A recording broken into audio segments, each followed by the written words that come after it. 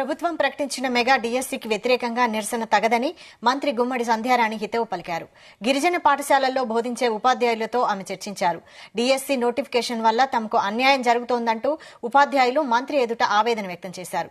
స్పందించిన మంత్రి వారికి ఎలాంటి నష్టం జరగకుండా ప్రభుత్వం చూసుకుంటుందని హామీ ఇచ్చారు.